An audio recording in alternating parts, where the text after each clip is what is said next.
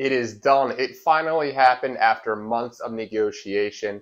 The deal between EA Sports and FIFA has officially been terminated. In this video, I'm going to break down what their sponsorship was like and how it'll affect each franchise and company moving forward. What's up, guys? Welcome to the latest video on the Football Physios, where we cover everything from fitness and rehab in soccer to hot topics and debate around the sport. Now, I wasn't going to do a video about this because FIFA, video games, EA Sports, not really much of a topic in soccer, fitness, and rehab. But if you're watching this video, chances are you probably have played one of the most popular games in the world, that being FIFA. And if you're like me, you probably play it pretty often. Now, you've probably seen the news that EA Sports and FIFA have terminated their partnership together. And this partnership is something that has lasted for almost 30 years. Before we go into how this partnership fell apart, I just want to take some time to explain how the partnership has worked in the past. It's honestly a relatively simple agreement on surface. EA Sports make a soccer video game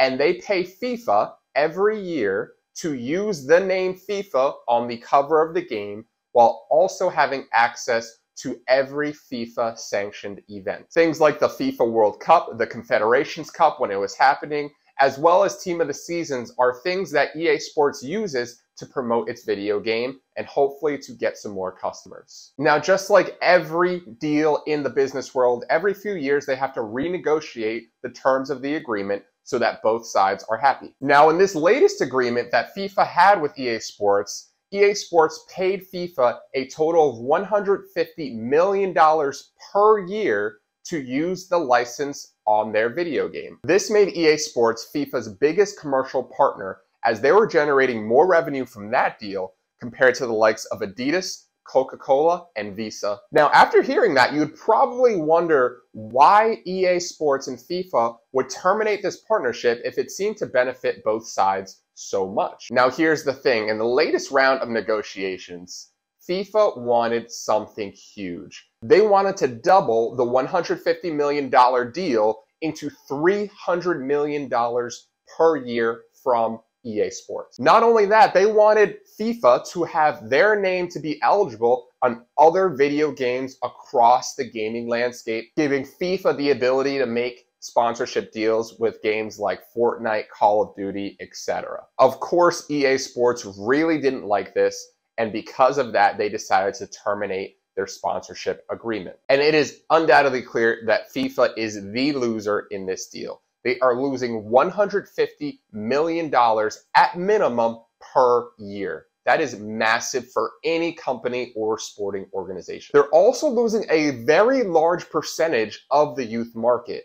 I know myself, as well as many other people who are quite young, got introduced to the game of soccer through FIFA. And if they don't have that agreement with EA Sports, those relationships and genuine fandoms don't really happen. Now, FIFA says they're going to make their own soccer video game that's going to be launching in 2024. How this will happen, nobody knows. Who's going to develop this game? Nobody knows. How are they going to get the rights to any player in the world when the Premier League, La Liga, as well as various teams and confederations from around the world have already taken sides with EA Sports moving forward? Nobody knows. Which really led me to my next thought of how this even came apart to begin with. What kind of human or businessman or executive would allow this whole thing to just simply fall apart? Now, unsurprisingly, it seems that FIFA aren't being led by individuals who have the purest of hearts and intentions. Case in point, FIFA's president, Gianni Infantino. Now, this guy is something else, and to call him a visionary is an understatement. This is a guy who received a Medal of Friendship from Vladimir Putin in 2019 and has since refused to distance himself from the Russian leader. This is the same guy who has proposed a biennial World Cup. This was also a guy who, when asked about migrant working conditions building stadiums in Qatar, responded with, "When you give work to someone, even in hard conditions, you give him dignity and pride." Now, people took serious exception to this, and they decided to ask him more. And Mr. Infantino decided to switch gears and talk about how a biennial World Cup would benefit countries in Africa because it would give them more revenue from World Cup, which is true. But he then proceeded to follow up his comments with this. We need to find ways to give hope to Africans so they don't have to cross the Mediterranean in order to find a better life, but more probably death in the sea. So this is the guy who was in charge of negotiating this deal. Now, we don't know that Mr. Infantino was the one who was actually negotiating this deal, but we do know that as president of FIFA, and this being your largest sponsorship agreement, you definitely had some sort of say. Now, I'm going to let you draw your own conclusions about this, but let me know in the comments below.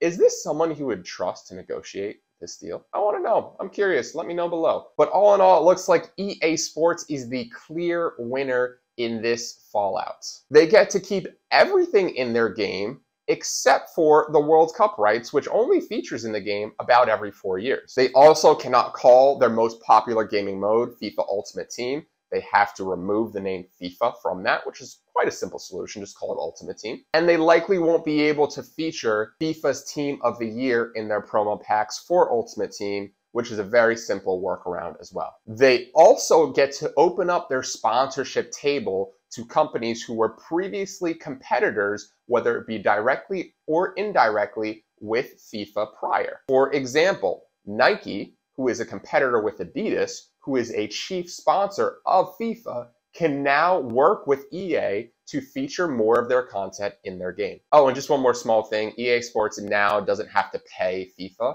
$150 million every year. Massive savings for, again, any company. So I hope you guys enjoyed this video. Be sure again to like, comment, share, and subscribe to stay tuned to all of soccer's biggest fitness and injury updates, as well as lifestyle changes. Thanks for watching, and I'll see y'all next time.